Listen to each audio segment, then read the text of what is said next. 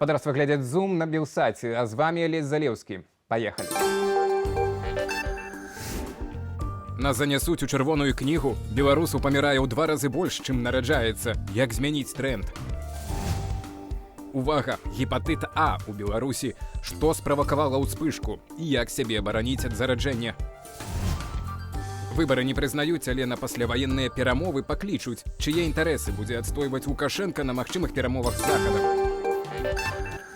Такімі тэмпамі беларусы хутка трапяць у чырвоную кнігу. Кіберпартызаны апублікавалі дакументы, з якіх вынікае, што беларусаў памірае ў 2 разы больш, чым нараджаецца. Паказнікі нараджальнасці падаюць уже 4 гады.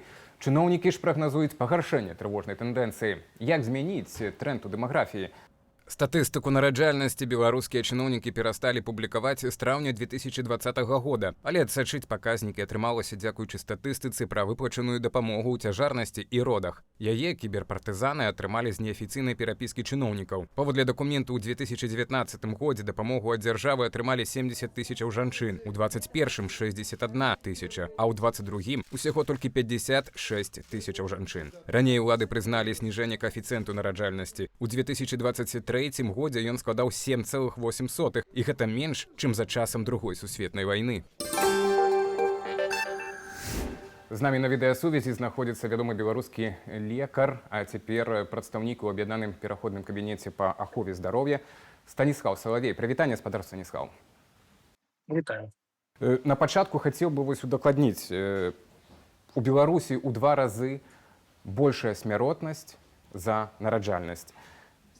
Мы можам давяраць гэтым дадзеным, якія вынікаюць вось з дакументаў, злітых кіберпартызанам? Як вы да гэтых звестак адносіцесь?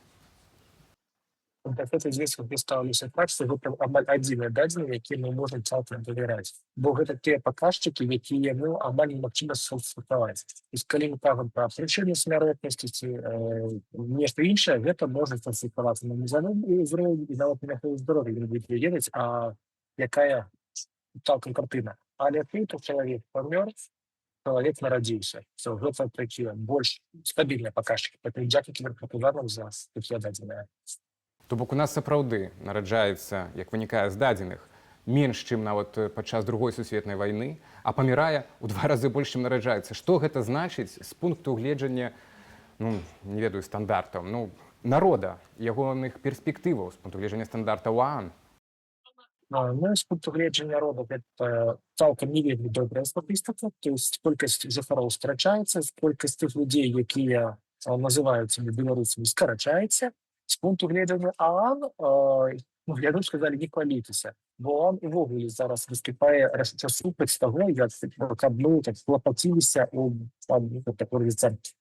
планаванні ці барацьбой з дэмаграфічнымі паказнікамі, што ў краінах, у якіх высокая нараджальнасць, дзе баяцца наоборот праблемаў гэта, што ў краінах, дзе для папуляцыі. ОАН ставіць все-таки, што жанчыны не нельга ўспрымаць як просто сродак для павелічэння колькасці насельніцтва. Гэта не трудовыя рэсурсы, які там павінна быць больш. Наражай. Гэта все-таки чалавек, і першае, аб чым павінна запасіцца, гэта не колькасць, а якасць. То есть, каб людзі ў краіне жылі добра, і гэта першае, а не гнацца за колькасцю. Гэта калі казаць пра нараджальнасць, так, то бок гэта ёсць асноўная прычына, скажем так, нізкай. Так, нараджальнасці, як вы кажаце, што это нізкая якасць, так, што гэтых менш магчымасцяў. Не ў тым сэнсе, у тым сэнсе, што дзяржава павінна ствараць тыя умовы, каб спрыяць нараджанню дзяцей, каб былі добрыя умовы да мацярынства, але не ставіць гэта абсалютна, то есть не любыя цаной. Добра даказана, што калі жанчына мае доступ да вышэйшай адукацыі, да рынку працы, яна сапраўды будзе нараджаць менш. То есть і калі мы хацім рэзка павялічыць ўзровень, давайте забараніць дзяўчатам вучыцца ў вузах, давайте забаранілі увогуле школу хадзіць, няхай там 14 гадоў іх выдаюць насильна замуж, і вось няхай ражаюць, пакуль жывуць. Але гэта ж не тое грамадства, дзе хтосьці з нашых глыбачоў захоча жыць. То есть дзяржава павінна спрыяць, але не прымушаць. І весці барацьбу з тым, з чым яна можа весці барацьбу. Гэта, па-першае, смяротнасць, борьба з алкагалізацыяй насельніцтва, з тытунёвай прадукцыі, ўжыванне яе, барацьба з ужываннем солі, якаснае харчаванне, добрае піццё і каб тое, што не з'язджалі ўвогуле Беларусь, у нас вельмі вялікая зараз дэпапуляцыя ідзе і ў тым ліку праз тое, што людзі з'язджаюць, і з'язджаюць вельмі шмат. Якім чынам ковід мог паўплываць на гэтую жахлівую статыстыку па смерцям? Якраз днямі тыя ж кіберпартызаны таксама публікавалі дадзеныя. Як вы ацэньваеце таксама праўдзівасць, адэкватнасць гэтых дадзеных і ўплыў агулам на ўсю карціну? Дзякуй, конечно, цэлым за эти лічбы, паўтаруся, і, на жаль, гэта вельмі сумна. То есть мы ўсе ведалі, што ковід улады фальсіфікавалі. Мы ведалі, што гібне больш, але не маглі уявіць, ну, цалкам, як шмат гэта адбылося. Благодаря тым дадзеным мы разумеем, сколькі людзей памерла больш, чым, прабачце, у звычайны час. І з гэта можна абгрунтаваць толькі ковідам. Нічога іншага тады в краіне не адбывалася. Так, это не все 90 тысяч могли померти от ковида, хтось померти от рака, потому что больше павялічна чарга на операцию, ці на даследаванне, ці ўвогуле, я не знаю, паскальзнуць. Але ковид быў прычынай вот этих 90 тысяч залішняй смертнасці. І калі мы падлічым набыт насельніцтва, ну, прыкладу пералічам, параўнаем з той же Польшай, где не сомневается, что улады давали ту статистику, и отрывается, что у нас погибло и 3 раза больше, чем погибло и в Польше. То есть, умовно кажучи, 60 тысяч жизней на совести нашого режиму і нашого мінахового здоров'я, які не роблять цього, що треба. Зараз влади маніпулюють, кажуть, що голос, якщо ти знав, усі вместе можна було не робити, можна було не робити. Але лічби кажуть адваротне. Польша, то, что зробила Польша, и то, что зробила Беларусь, разница у 3 разы. Это амаль 60 тысяч жизней жыхароў нашей краіны. То есть, умовно кажучи, 2 города, таких города, як Калінкевича, просто вымерла в нашей краіне. Вось аб чым кажуць. Конечно, это тоже паўплывала на дэмаграфію. На жаль, вельмі шмат людзей загінула. Сумнай у гэтай тэме, так, не ведаю, як можа падняць трошкі градус напрыканцы. Сёння якраз таксама яшчэ чарговы зліў, ну, прынамсі, інфармацыя заснавана на зліве. Гэтым разам былыя сілавікі з Бяўпола, так, апублікавалі інфармацыю пра пабудову ведомствам КДБ адмысловай, так, для працаўнікоў гэтай арганізацыі медычную установу, дзе яны могуць абследавацца і лячыцца. Кошт меркаваны гэтай пабудовы $15 мільёнаў. Пры гэтым афіцыйна сродкі нібыта спонсарскія. Так, цікава, хто такое можа спансаваць. Спадзяюся, гаспадарства цяпер бачыць на сваіх экранах, як там што выглядае. Вельмі модна. У тым ліку, я бачу, там ёсць і МРТ, і іншыя модныя неабходныя сучасныя медычныя абсталяванне. Мне да вас кароткае пытанне, кароткае, ну, двайное нават пытанне. Па-першае, ці шмат у нас падобных месцаў медычных у Беларусі, дзе людзі могуць такі спектр якасных, так, паслугаў атрымаць падобных. І калі казаць пра ўмоўны Слуцк, колькі вось жыхару Слуцка давядзецца стаяць у чарзе на МРТ, калі ён не працаўнік КДБ? Ну, тут треба добре розуміти, що це просто такий варіант подкупу, тобто просто дополнительный бонус для тих, хто служить режиму, їм квартири, їм повищені заробітки, і ось їм ще особистий приватний медичний центр. Тобто, коли ми поглядим на внутреннее убранство, это напоминает там той же Мерсі, той же ЛАД, там сервис, то есть, умовно кажучи, просто платный центр. Але калі ты КДБшник, ты за гэта не платиш, держава уже заплатила. Гэта па-першае. Калі мы кажам пра чаргі, тут вельмі будзе залежна ад таго, з чым звяртаецца чалавек. Калі гэта звяртаецца экстранная дапамога, калі гэта планавая дапамога, то гэта будзе інша. У Беларусі існуе прыказ, які рэгулюе, колькі чалавек можа чакаць даследаванне. І там ёсць і 45 працоўных дзён, і нават калі у чалавека онкалагічнае захворванне. Такой статыстыкі, на жаль, няма, але штосьці мне падказвае, што звычайны супрацоўнік КДБ не будзе чакаць у 2, 3, 4 разы менш, і апаратура будзе больш высокага класу, чым жыхар умоўнага Слуцка, і яму не прыйдзецца ездзіць там за 15 за 2-3 гадзіны чакаць у чарзе, каб нават гэты талон набыць. Ну, вось мне так. Гэта просто такі варыянт подкупу і нічога іншага. Прынамсі, сярод гэтай часткі грамадства, так, працаўнікоў КДБ, прынамсі, можа быць створаныя ўмовы добрыя, так, для планавання сям'і, паляпшэння дэмаграфіі ў краіне. Такі, не ведаю, наколькі ўдалы жарт. Дзякую вам вялікі. Спадар Станіслаў Салавей быў з намі на відэасувязі, вядомы беларускі лекар, цяпер у аб'яднаным пераходным кабінеце займаецца аховай здароўя. Ну, а мы пераходзім да іншых тэм. Прадукты з Афрыкі і краінаў Блізкага ўсходу могуць быць прычынаю падвышэння захворвальнасці на гепатыт А. Да такой высновы прыйшлі прадстаўнікі праекту «Белыя халаты». Паводле іх, у першай палове мінулага года беларусы хварэлі на гепатыт А ў 7,5 раза болей, што раўнялася 6 хворым на 100 тысячаў чалавек. Напрыканцы мінулага года гэты паказнік мог павялічыцца да 10 чалавек на 100 тысяч насельніцтва. Іншыя навіны дня глядзіце ў нашым аглядзе. Беларусь замест Беларусі і кропка. Вікіпедыя нарэшце правільна падпісала назву нашай краіны. Гаворка пра артыкул на расійскай мове, у якім з 2005 года наша краіна называлася Беларусія. Крэдыт 10 тысяч рублёў на 7 гадоў будуць мець магчымасць узяць самазанятыя грамадзяне, якія сплочваюць падатак на прафесійны даход. Стаўка паводле крэдыту амаль 16%. Патрабаванні да пазычальніка стаяць на ўліку ў якасці выплатніка падаткаў на прафесійны даход не менш за паўгода, а таксама пацвердзіць сплату падатку за апошнія 3 месяцы. Такія ўмовы прапануе адзін з камерцыйных банкаў.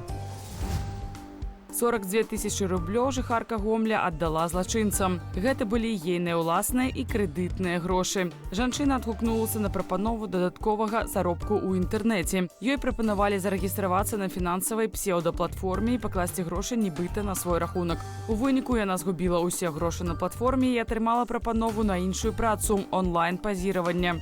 За гэтыя жанчыне таксама не заплацілі, і яна звярнулася ў следчы камітэт. Распачатая крымінальная справа. Вот так мы живем. Мы за это платим деньги. Вот за это вот. Па ўсім перыметры павуціння жывуць тараканы, з даху цячэ вада, адчуваецца непрыемны пах. Свой крык душы жыхарка дому нумар 36 на вуліцы Адзінцова ў Менску выклала ў тык-ток. Паводле жанчыны камунальныя службы на ейныя звароты не рэагуюць, хаця яна штомесяц сплочвае грошы на санітарнае ўтрыманне дому. У каментарах пад відэа жанчыне сярод іншага параілі прыбрацца самой.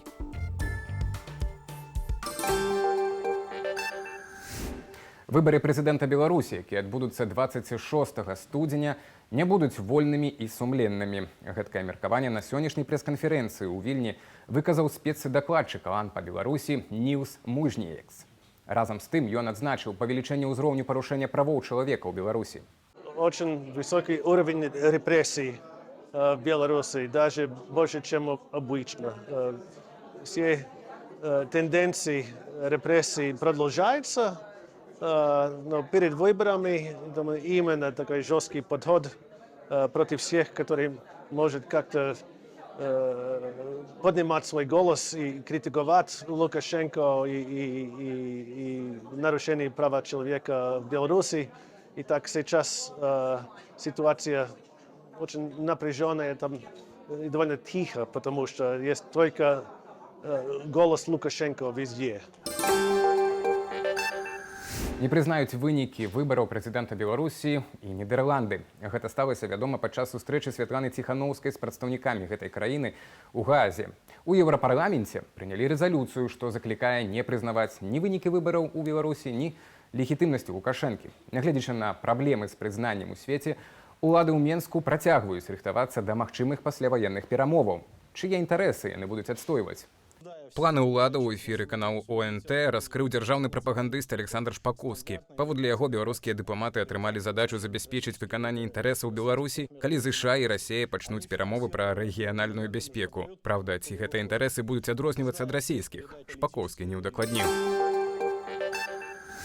Бягучыя выбары і як яны адаб'юцца на будучыні Беларусі, якія нацыянальныя інтарэсы маюць быць прадстаўленыя на магчымых перамовах пасляваеннай Еўропы. Пра гэта мы празмаўляем з вядомым палітолагам Дмітрыем Палкунцом. Прывітанне, спадару Дмітрый. Прывітанне. Пачнем бадай са самага свежага, толькі што літаральна спецдакладчык ААН, спецдакладчык па Беларусі заявіў пра тое, што адбудзецца ў нядзелю, будзе невольным і не будзе сумленным. Перад гэтым ужо Еўрапарламент заявіў, што не прызнае выбары ў Беларусі.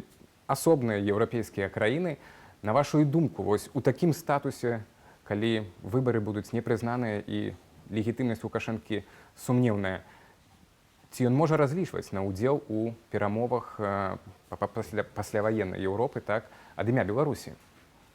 Я думаю, што ён хацеў бы гэта зрабіць, і я думаю, што ён так марыць, што ён будзе ўдзельнічаць у такіх перамовах, таму што гэта будзе такі гістарычны працэс, Лукашенка жадае ў такіх гістарычных падзеях паўдзельнічаць. Але я думаю, што яго непрызнанне гэта вырашаная справа, таму што мне здаецца, што ніхто не будзе прызнаваць яго як абраным кіраўніком Беларусі на чарговых так званых выбарах, таму што выбараў не было ніякіх, не было ні кандыдатаў, ні назірання, нічога не было. Таму я тут думаю, што пазіцыя еўрапейскіх краін і краін Захаду яна будзе цалкам не адрознівацца ад таго, што было ў 2020 годзе.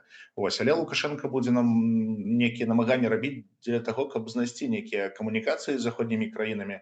Магчыма, будуць нейкія крокі з яго боку, напрыклад, не ведаю, вызвалення большай часткі палітвязняў. Ён потым можа гэта таксама сказаць, бачыце, я ж нейкую лібералізацыю там раблю. Але я тут таксама лічу, што ён будзе гандляваць такімі пытаннямі, і ён будзе тут рабіць нейкія крокі для таго, каб зразумець, што ён можа атрымаць, калі ён зробіць ці не зробіць нейкія свае дзеянні, нейкія крокі. То бок вы лічыце, што ён будзе гандляваць, але разам з тым і кажаце пра тое, што ён зацікаўлены ўдзел у гэтых перамовах. То бок вот што можа і Захад з ім гандлявацца, так, вакол чаго. То бок вы, в прынцыпе, дапускаеце такі ўдзел? Напрыклад, я думаю, што, напрыклад, яго зараз вельмі марнуе сітуацыя, ён так зацікаўлены ў тым, каб аднавіць, напрыклад, авіаспалучэнне з Менскам, з еўрапейскімі краінамі. Ён гэта пытанне ўжо неаднаразова падымаў. Таму я думаю, што гэта можа быць на такім прадметам абмеркавання. Напрыклад, другое пытанне гэта таксама нейкія там фінансавыя крокі, напрыклад, доступ да еўрапейскіх фінансаў, там нейкія іншыя крокі. Яго ўвогуле не цікавіць тое, што там нейкія чыноўнікі знаходзяцца пад забаронай на ўезд у еўрапейскі звяз. Гэта ён нават рад гэтаму, што яны нікуды не ездзяць. Але яго цікавіць фінансы, яго цікавіць транзіт, яго цікавіць доступ да тэхналогій і гандаль. Вось тыя прыярытэты, пра якія можна разважаць. Так, але калі мы кажам канкрэтна пра перамовы, я так зразумеў з вашых словаў, што так, ён не будзе прызнаны, выбары не будуць прызнаныя, легітымнасць застанецца пад пытаннем, але Лукашенка будзе нейкі комплекс, так, вакол сябе нейкіх больш дробных элементаў, кшталту там аднаўлення сувязі, можа там амбасады, можа там вызвалення палітвязняў, для таго, каб неяк павысіць сваю суб'ектнасць у вачах Захада, каб все-таки мець слова, так, на тых магчымых перамовах паміж вялікімі ЗША, там Украіна, Расія, так, у гэтым канфлікце. Я правильно зразумеў? Да, але тут пытанне, ці гэта будзе пазіцыя Лукашенка, ці гэта будзе пазіцыя Пуціна. Таму што наколькі тут Лукашенко з'яўляецца асобай самастойнай у гэтых перамовах, і ўвогуле ці пажадаюць гэтыя краіны бачыць яго побач з сабой. Напрыклад, я не до конца разумею, навошта, напрыклад, Украіне запрашаецца Лукашенка, калі ён разумее, што ён не самастойны ў гэтых сваіх дзеяннях, ці там Злучаныя Штаты, яны таксама разумеюць, што Лукашенка, ён прадстаўляе не сябе, ён будзе цалкам падтрымліваць пазіцыю Пуціна у такіх перамовах. Таму гэта такое пытанне. Але, так, есть такая real politics, нават калі яго могуць не прызнаваць, але, могуць запрасіць на такія перамовы, таму што ён дэ-факта з'яўляецца кіраўніком дзяржавы. І ён пытанне вырашае. Таму, калі ім будзе патрэбна, то яны і з ім будуць весці перамовы. Вось, я ад гэта і хацеў ад вас пачуць. У прынцыпе, бо яны-то рыхтуюцца да перамоваў, так, і маюць нейкія, вы кажаце, што пытанне, якія інтарэсы. Адзінае, што мы маем у публічным поле, это вось якраз учора спадар Шпакоўскі, беларускі дзяржаўны прапагандыст і прадстаўнік Беларусі цяпер у Расіі, ён кажа, напрыклад, адзінае, што мы маем, ён кажа, так, што пакуль інфармацыя, якая паступае з прапановамі калектыўнага Захада і Злучаных Штатаў, па гэтых перамовах дастаткова спрэчная з пункту гледжання расійскіх і беларускіх інтарэсаў. Ён не раздзяляе інтарэсы расійскія і беларускія. Так? Мы бачым, што праўладныя яны баяцца публічна казаць пра беларускія інтарэсы. Бок настолькі баяцца Расіі, я дапускаю. Так?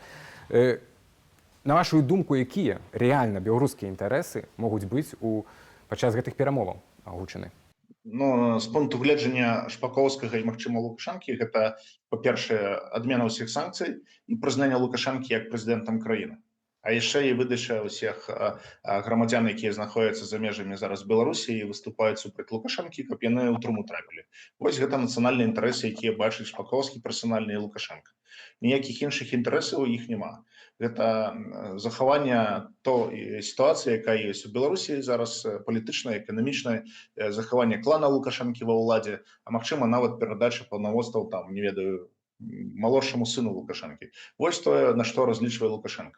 Калі б яго марнавалі нейкія там інтарэсы увогуле нацыянальнай Беларусі, ён бы разважаў наконт таго, каб Беларусь магла не толькі аднавіць стасункі з усімі краінамі, у тым ліку з заходнімі краінамі, але зрабіць так, каб яна не залежала толькі ад адной дзяржавы.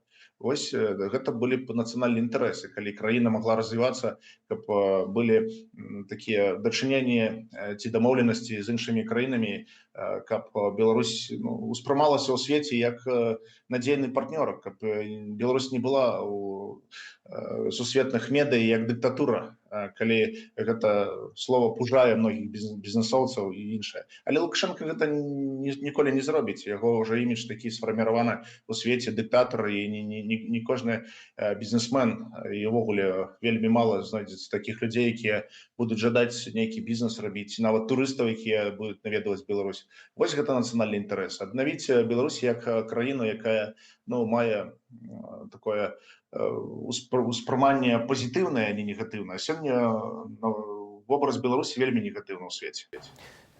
Ну, гэта калі пра вобраз, але мы ж разумеем з вами, што перамовы па ўкраіне перадусім будуць весціся пра бяспеку, так, і ў тым ліку гарантыі бяспекі таго, што Расія не нападзе на ўкраіну, як мінулым разам, з боку Беларусі.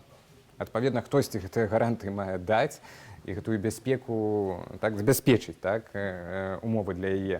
Ну і Лукашенко будзе вакол гэтага таксама размаўляць, улічваючы тое, што адзін раз ён ужо такім гарантам не спрацаваў. Нават у Канстытуцыю ўвёў, але ўсё роўна з нашай краіны зашлі войскі. Ну, наконт удзелу Ціханаўскага ў такіх перамовах гэта немагчыма, мне здаецца, цалкам, таму што ні адміністрацыя Трампа, ні там іншыя чальцы не пажадаюць, каб нейкія былі асобы неафіцыйныя, якія там не маюць улады непасрэднай.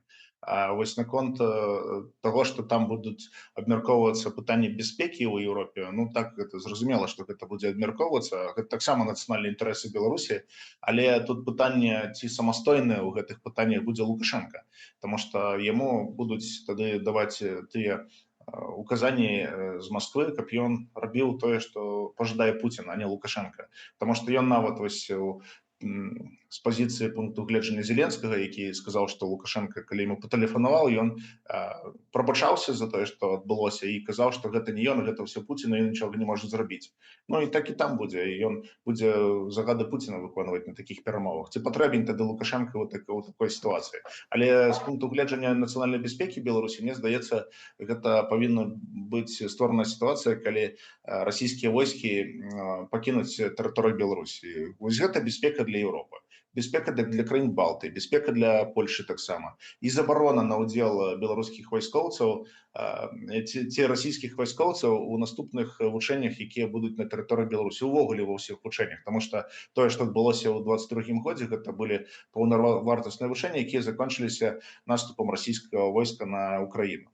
Ці наступныя вучэнні, якія там будуць адбывацца, ці не адбудзецца нешта падобнае. Таму я лічу, што Расія тут знішчыла ўсе дамоўленасці, якія былі. Яна не пытала ні беларускі народ, ні расійскі народ наконт наступу. Пуцін нават не запытаў пазіцыю там Дзярждумы, што ён павінен быў зрабіць Савет Федэрацыі па канстытуцыі расійскай. Ён гэта зрабіў асабіста сам.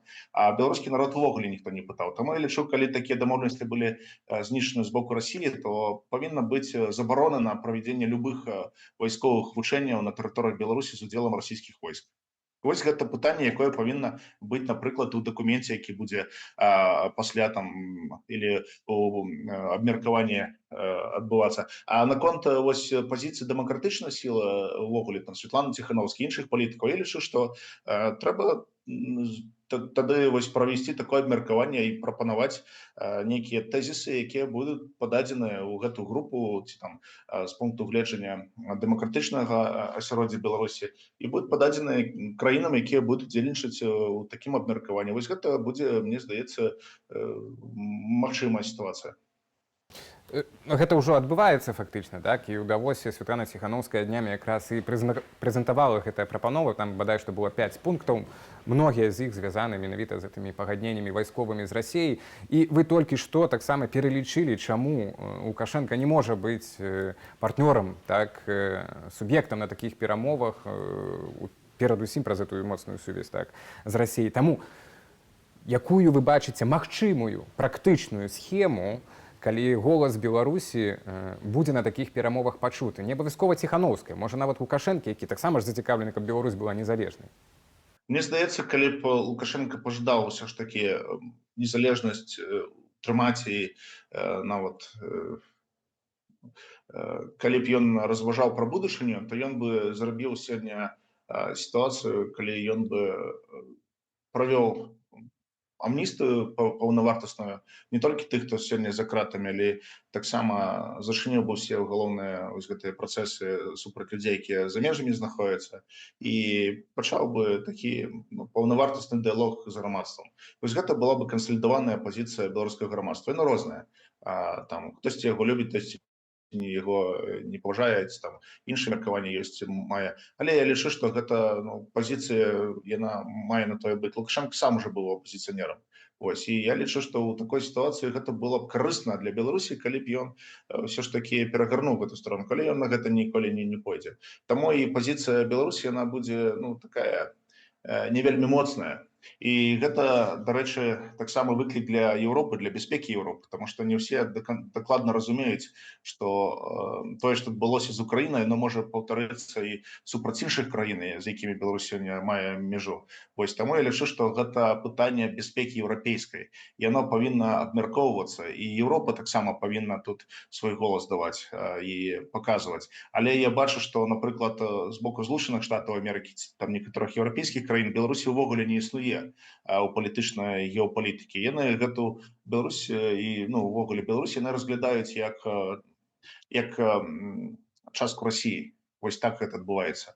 І нават калі Злучаныя Штаты не маюць сёння ніякага спецпрадстаўніка по камунікацыі з Беларусі ці там іншыя краіны ўвогуле не аказваюць ніякага ўздзеяння на тыя працэсы, хаця маглі б гэта зрабіць.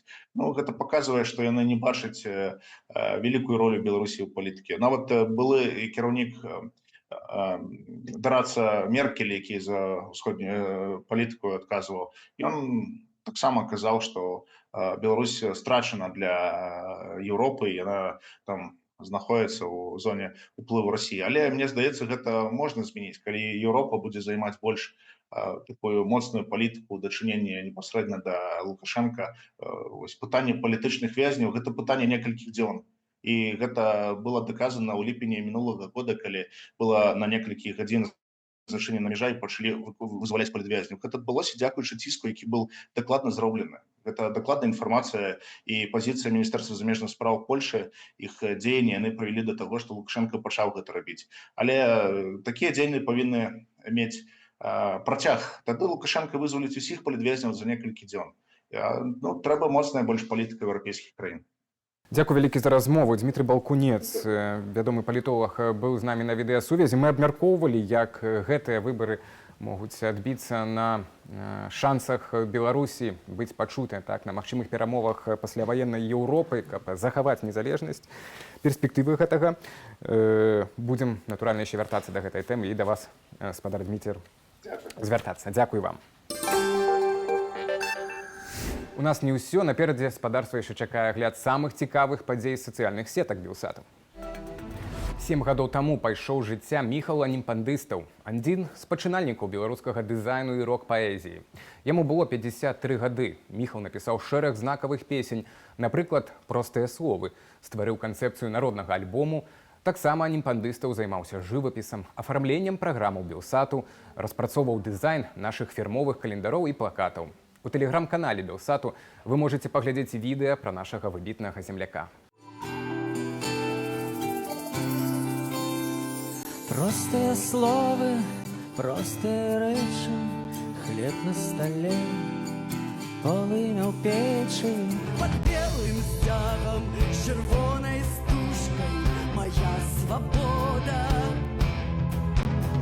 Моя свобода, с ветром не схода. Прочитавши гэты верш, я зразумела, што это песня всего нашего поколения. Міхал мог у дзень прынесці там 3 тэксты, і трэба было хуценька все это неяк адаптаваць. Нормаль, а кусто плыве под нами у своей подводной лодцы.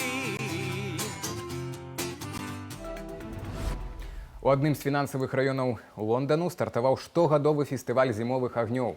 Яркія інсталяцыі мастакоў з усяго свету асвяцілі брытанскую сталіцу. Арганізатары падкрэслілі, што фестываль сёлета даследуе тонкую мяжу паміж рэальным і сюррэалістычным. Захапляльнае відэа можна паглядзець на старонцы Белсату ў інстаграме.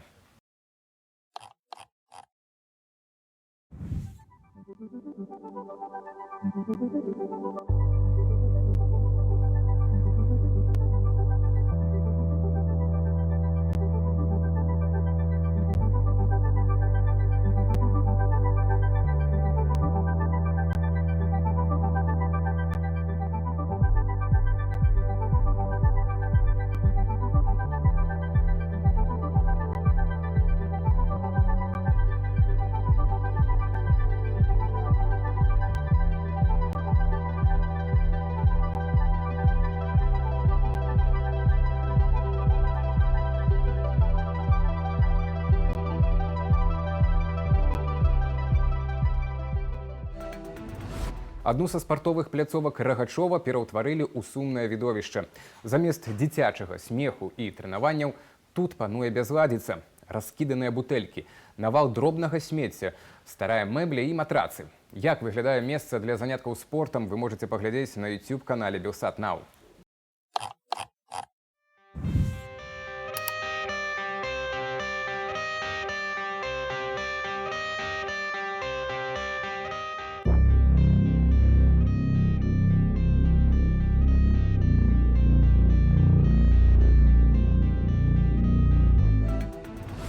Дзякую спадарству за ўвагу. Для вас працаваў Олесь Залеўскі. Заклікаю паставіць упадабайку, калі гэта вам бяспечна, ну і падпісацца, натуральна. Добрага вечара і беражыце сябе.